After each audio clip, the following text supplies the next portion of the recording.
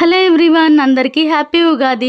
రిషి గాడు ఎప్పటి నుంచో బొబ్బట్లు చేయమని అడుగుతున్నాడు. సరే రోజు పండగ కదా చేద్దాంలే అని చెప్పి చేస్తున్నా. ఇంకా మా వాడు ఇంట్లో ఉంటే నన్ను ప్రశాంతంగా చేయనిస్తాడా?